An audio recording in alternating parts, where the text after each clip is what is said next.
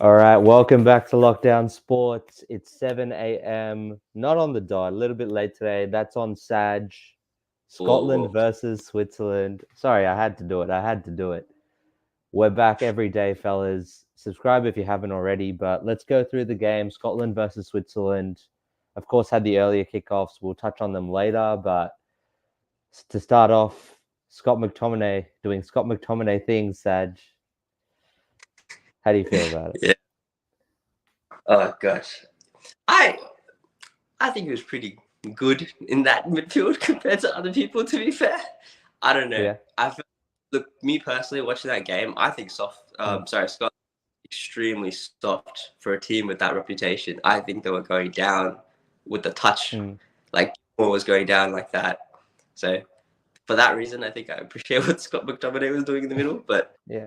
it Yeah, I was still mean, a bit. they were hustling. They were hustling, and we'll get into what sort of changes they make. But the game finishes 1-1, and it could have been a lot more than that. But the reason it finishes 1-1 is Xherdan Shaqiri just pulls out just a magic, just a magic, just casually, as he Yeah. does, top corner in transition. It's the sort of shot the coach doesn't want him to shoot, but Mm, this is international football. You take every chance you can, and yeah. not much more to say, to be honest. But Man, uh, I was yeah, this guy in the first 30 minutes because I'm like, it's Shaqiri. Surely he's lost it at this point. And then all of a sudden, an errant back pass, just wonder ping, top corner. God, that was a strike. yeah. I mean, Shakiri's 32. He's playing in the MLS. If there was ever a time for him not to turn up and Exactly. us to be okay with it, it would be now, or like any club level game. Mm, That's also totally understandable. But both teams, I want to go back to what you messaged me, almost at full time.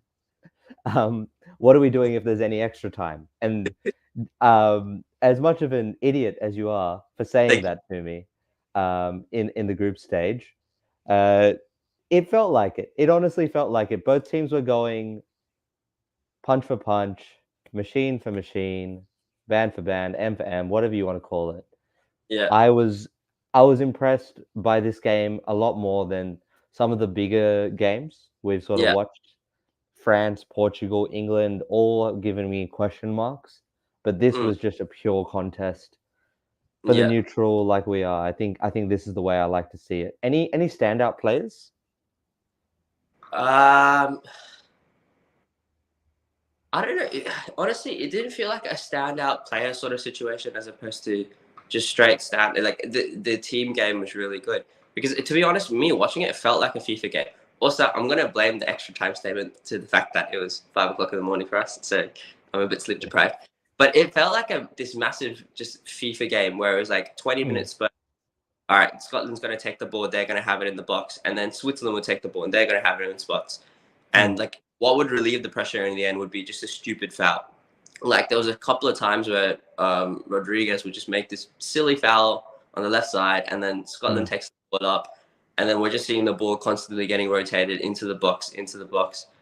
Um, I think if anything, the strikers did kind of well. I thought Ndoye looked pretty decent. Probably should have scored at the Mm. beginning half.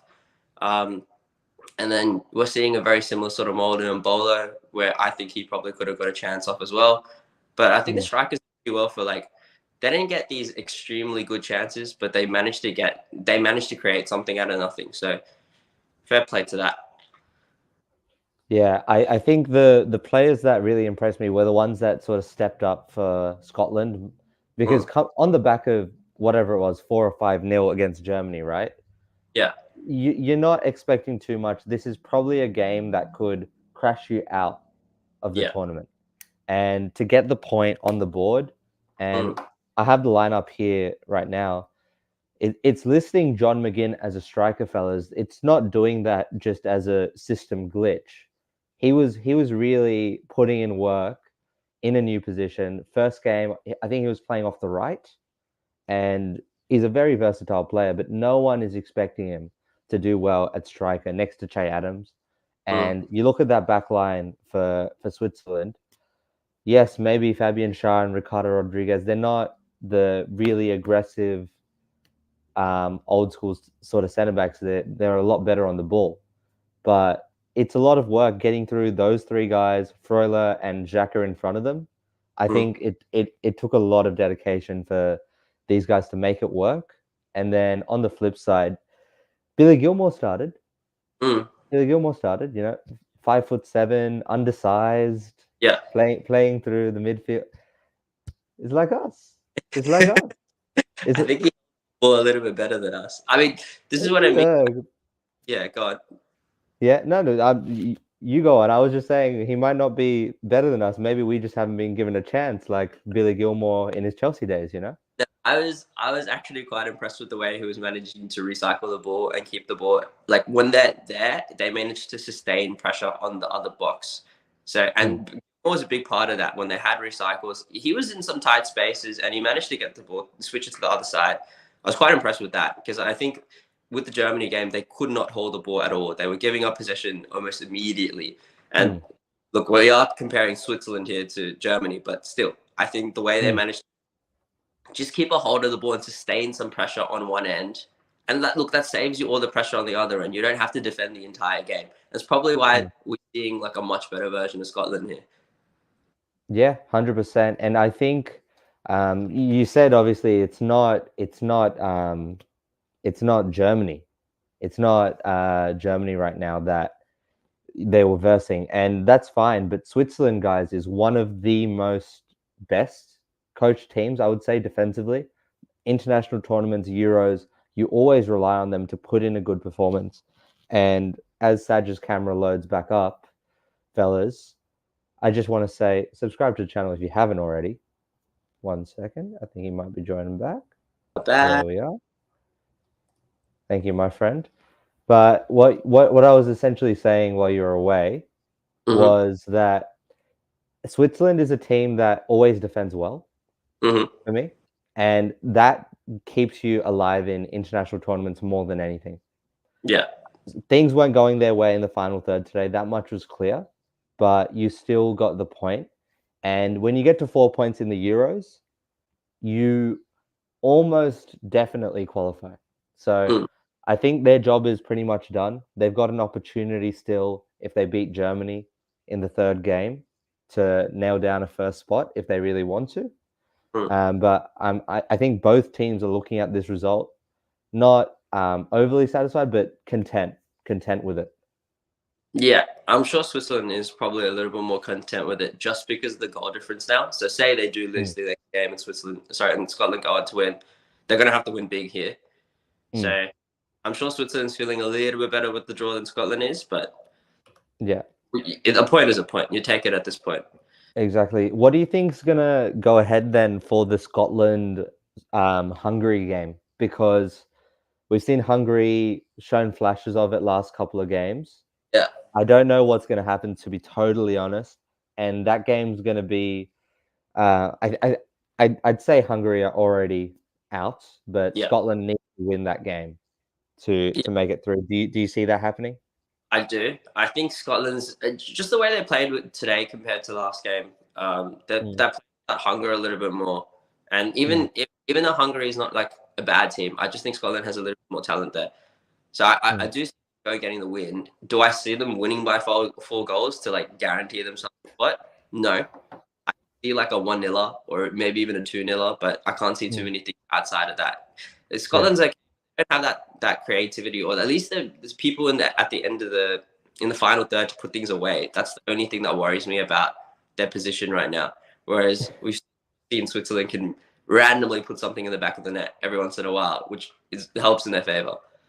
Yeah, definitely. I think there isn't that individual quality, and the closest thing to it was McTominay, Yeah, and still persisting every now and then yeah. with having him on free kicks, which Yeah. is pathetic, man. Like, uh, Hey, to be what? fair, How do that's you feel about that? bad. Hey, it got to his man. It's just they did absolutely nothing with it. It's a painful watch because I don't want to criticize McTominay for stuff that we know he's bad at. Yeah, But if you genuinely just go out and tell him to do things he's bad at, like that's on the coach, that's on whoever's above him. But apart from the 5-10 minute press conference, and maybe they'll get stick from their own fans, but we're gonna forget about Steve Clark um, at the end of this month. So Yeah. it's just a weird one how it'll tarnish a player's legacy if they don't perform on the international stage. We do not care about international managers anywhere near enough, in my No. opinion. Yeah, and towards the end of the game, we saw Kieran Tierney go down. I don't think it's the end of the world, relatively speaking. They've got another left back who's pretty decent. Yeah. I mean, I think Robertson can hold it down. Yeah, It's not. yeah. We'll see how the shape sort of changes, I guess. But one thing I was sort of thinking about, and I was playing a bit of 2K last night, and Grayson Allen decided to get injured for me before the trade deadline, and I started thinking the game was against me because I might have traded him, but you can't do that when a player's injured. And I just thought about how, you always hear about players not going to the Olympics because they're not allowed to. But even Yeah. a tournament like this, right? Let's say Tierney's got a year left on his contract. Yeah. Just this injury right now takes away this window. Then you have to let him go as a free agent at the end of the year. Yeah. That's like millions of dollars Yeah. just on one small injury during the transfer window. Yeah. You know what? I think it's. I don't. That's the thing. You got to think about it in like Mm, combination. Not one small injury when it comes to Tierney. He's like a perennially injured person. He does go that down is quite. true. And so when you have him out on the big stage, and you know you still can't rely on him, and you Mm, really need to rely on him. I mean, we're not mm, talking about a team that has center backs or left backs that they can just pop in and pop out, and it'd be mm. okay. You need this guy to stay in if you want to have a chance at the tournament. And all of a sudden, oh, he goes down again. So Mm. he might be living on a free regardless, mate. I'm not too sure. Yeah, yeah. Look, it's the perfect platform. There are a lot of free agents playing right now, and I found out he was a free agent afterwards. But when I Mm. was watching Rabiot in the first half against who did France play? Austria, against Austria.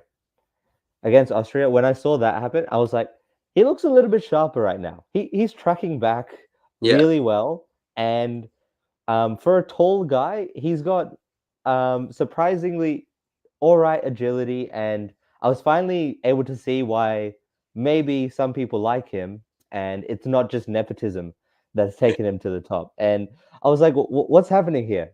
Do I like Rabiot? And I found out later in the day he's a free agent. I don't think he's staying at Juve mm. beyond this year. So it's interesting. You can use this as a platform, I guess.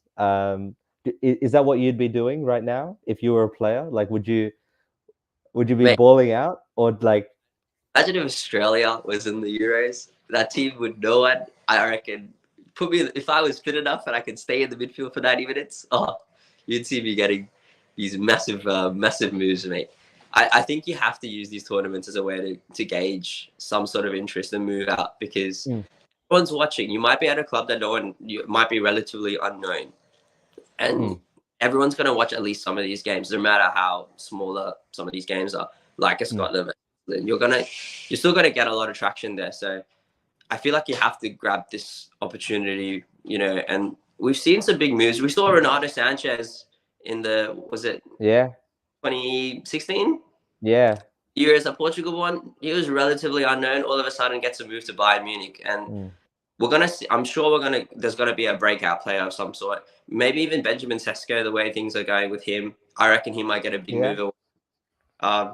So yeah, I'm sure there's someone that's gonna come out of this tournament that will get this massive move in Europe. Will he work out? You never know. I feel like you can't take the Euros to be the same impact as league football. It is a very different Mm, game, slower game. So we'll see how it breaks out, I guess. yeah. The last thing I sort of captured from the game itself was that there was a standing foul. I think it was John McGinn. That he did that move where Akanji jumped in the air Yeah, and he sort of just is in the landing space, yeah, which in basketball terms would be terrorism yeah, if you did that. and he could have popped his shoulder because he did land on his shoulder, right? How do you feel about those fouls? Because Harry Kane is like enemy number one for that Yeah, foul.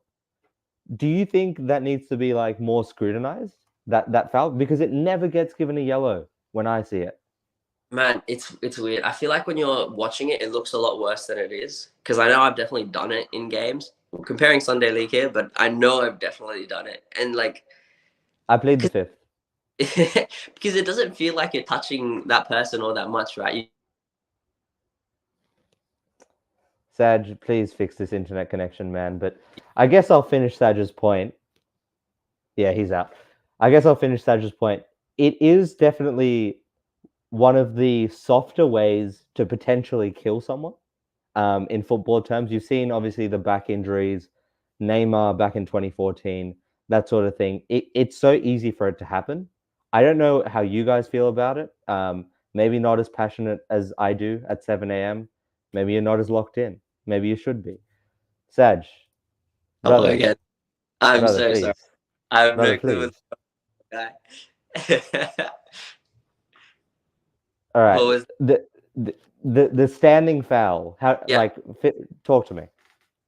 Yeah, like I was trying to say before I, cut myself off. It doesn't take a whole bunch to like a touch a defender when they're or an attacker when they're up in the air. So I can see Mm, why it's not yellow because like it is a in the grand scheme of things it's a soft foul, but the repercussions can be quite big. mm, And maybe you can kind of take it away by saying you have to go for the ball. You can't just stand there and like take the mm. space. But I don't think it deserves a yellow. And like I know I'm going to continue doing it for the rest of my days. So Yeah, yeah. Uh, we sort of got this idea from basketball, and we've been yeah, doing a few basketball comparisons with Jono because he doesn't watch football. He's not as locked in as us, yeah, I guess. But what I wanted to say was in basketball, we always see right now the debate between taking a charge and the offensive player sort of initiating contact. mm, I feel like in terms of penalties, 1v1 dribbling, I feel like football has such a gray area, bro, mm, with how that is like called in terms yeah, of initiating contact and that sort of yeah. a thing. Do you feel like we need like strict rules on this, or is it a case by case thing? Absolutely not. Strict rules is what I think gets us into worse of a mess because I think context matters. So there has to be a case by case notice. I know that means there can be Mm, different determinations depending on who the referee is, but yeah. I always think that like you need to know what the context of the game is, and that needs to be applied. Because if you're seeing a constant like people being soft, and then all of a sudden you see an ankle tap, you might let it go just because that's just been the flow of the Mm, game. There have too many calls for the game.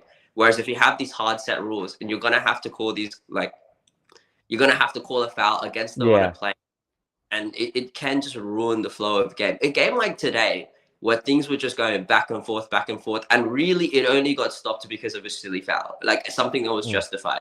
That makes the game so much more engaging. I think this was one of the, even though it was just 1-1, I think it was one of the more fun games to watch, like you mentioned already. And I think if you put a hard rule to these sort of things, the refs are going to feel obligated to use the whistle a lot more than we would like to, Mm.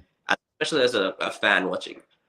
Yeah, like I feel like the only example of a hard rule that we have in football right now is obviously the handball rule, and Oh, that okay. has been exploited Yeah. almost by teams the way it's sort of used now. And most handballs aren't handballs. That's a fact. Like Yeah. uh, it's almost 95% of the time ball to hand than it is Yeah. hand to ball. Yeah. And I think if what I'm really worried about is if you slow everything down, we're seeing Snicko for handballs now. If we Yeah. get to that sort of police state for 1v1 dribbling for those sort Yeah. of fouls, then you might see people have an interpretation where any contact is a Yeah. foul.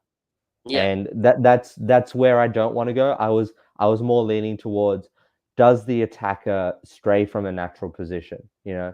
and that is where I think a lot of penalties Iron Robin made a name for himself. Nah, I'm not going to do that. But a lot of players have exploited the rules, and the rules are there to be exploited. Don't hate the Yeah, player, hate the game. Totally on board with that. yeah, But and it's an interesting thought, and they're bound to fuck it up. They're bound to yeah. fuck. If you're looking at that specific rule, the rule is what allows you to interpret it, right? Before a handball used to be, I saw the ball hit the hand, that's it. But now there's Mm. like, okay, we have to think about where is the hand in a natural position, and I like, think your audio's cut, Saj. Oh wait, no, that's oh, mine. Give me a no, sec. can you hear me? Yeah, I can still hear you. Okay.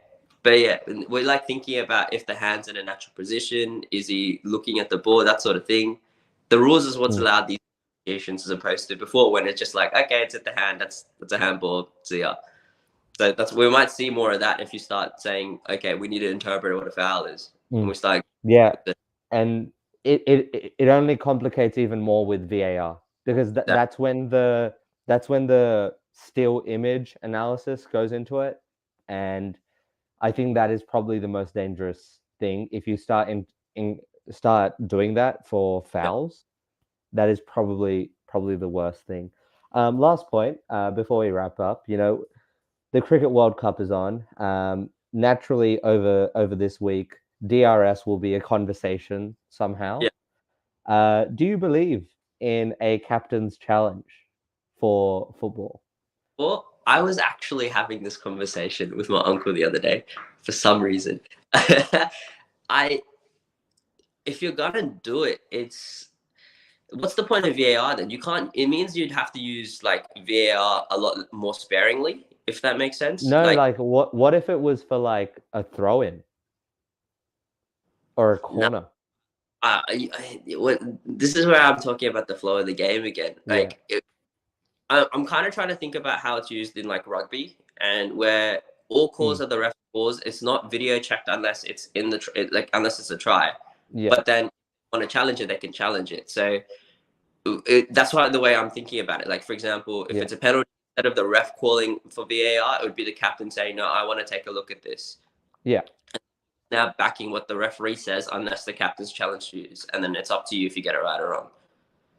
Yeah, definitely. I feel like rugby league is the best like comparison for it. Yeah, I don't think there are as many out of bounds dilemmas, the ball going out in rugby league. It's not anywhere nearly as contested, but knock-ons, forward passes, actual penalties, I think yeah, that's where the moneymaker is for rugby league penalties. yeah, And I guess if you start doing it for normal fouls, maybe if you go to that basketball model where you can only have two reviews, regardless of how successful they are, yeah. you don't keep repeating. That way, the flow of the game isn't interrupted.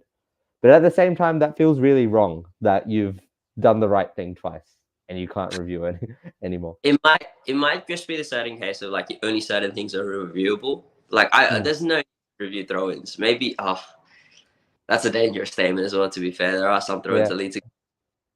I feel like that's you're talking about the least risk in terms of throw-ins, but Mm, I think it's the fouls, the yellow cards, red cards, penalties, that sort of thing where captain's challenge would be really good. mm. I bet the cards is probably the most ideal Yeah. situation. Yeah. I Like, was watching today and I was like, I was almost counting how many cards I think there were 5 or 6 cards today. yeah, And I just wanted to see it go up, yellow card, misses next match. yeah, And like just see the shock on a player's face when he might honestly not play a Euros game for the rest of his career. yeah, Luckily, we didn't have that today, but it is definitely a real possibility. mm, Second match day, third match day that are starting now, fellas. yeah. You're going to see a lot of these players with how loosely yellow cards are being handed out. Did you see that? They're only letting the captain talk to the referees. Go for it. He Mm, got a yellow card early on. He got for talking back to the ref. It was pretty ridiculous. mm. Yeah, it's going to be interesting how it plays out now because what we saw as Saj cuts out for the third time today, fellas, what we saw in the Premier League this season was for about a month a focus on us actually penalizing talking back to the referee. Okay. And then as soon as one referee stopped doing it, as soon as one referee stopped penalizing, you know, having back chat, fling of the arm, whatever it is to the referee, keep Saj. Hmm. I like this. I like this. Probably He's cooking. idea. He's I cooking. got He's what's going. He's I'm cooking. He's cooking. John is saying in rugby league, dropouts are always checked. They might even change the call. You could apply that to corners. yeah, I don't know, man. I don't know how quickly. I don't. It's not. It's not the actual implement. It's not the actual whatever we decide. It's who's in charge of it that I'm more ashamed about as a football fan because I don't trust these guys to get anything right. We yeah, saw in the France Austria game 2 or 3 corners called the wrong way on the pitch. And I honestly I feel like at the top level that's pretty disgraceful in one game to have that many calls wrong, but human error is part of it, I guess. I was just saying, Saj, mm, the Premier League, they tried doing the whole don't talk to the ref, yeah, and then within a month or two, you were able to talk to the ref yeah. unless you had a reputation. And do you think referees will stay consistent? Semi-finals, quarterfinals, emotions running high. In a tournament like this, I can see it because they did make it very clear.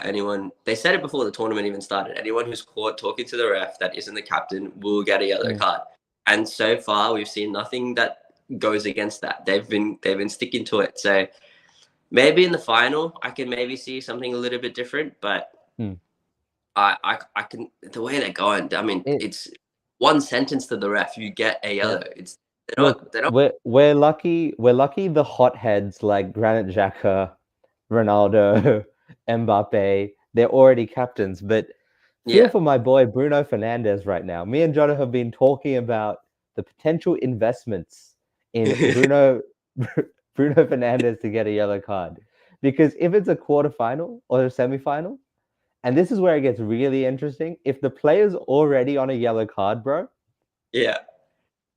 what are you doing? What are you doing when Griezmann throws his hand out and says something about the referee's mother looking away? Like what's gonna happen? Are we gonna send people off for back chat? I think so, man. You have is it there's only few rules you can be consistent with, and this just happens to be one of them. Nah. I as a man, I can see it though. I don't it's I don't particularly I can just see them doing it. It's been a soft Euros, in my opinion. I think they've been giving away a lot of yellow cards for what used to be considered non-issues. So I can totally see this. I can. Dad, why are you coming to me with this back in my day, it used to be rough BS? You're It's 22 or 23, you're it's five true. foot seven, you're part of the 5'7" community. Listen, mate. I enjoy when football is like rough. There are people tackling each other. This shit where people just fall to their grounds when they get ankle tapped a little bit. I don't agree with it. I've never agreed with it. I just want to see some people, for lack of a better term, bang. Just need some clash of bodies here. It's too soft, man. I just want to see some actual football out there. Yeah, like I've said, even in the Yeah, Premier League, we've had that discussion about the referees 3 seasons ago trying to bring up the threshold for contact. yeah, It's not ever going to be consistent because no, each referee's got their own bias. Each referee's got their own player bias, which is something really interesting, and I want to get into one day yeah. because some of these guys might be friends. That's all I'm gonna say. That's all I'm gonna say. Anyways, fellas, I think we'll wrap it up there. Scotland won, Switzerland won. What day of the Euros is it? 6 days in. I am regretting committing to daily live streams, but I hope you aren't regretting watching. If you're not, hit the like button. I think that helps with the formulas. So if you like helping me, hit the like button, hit the subscribe button.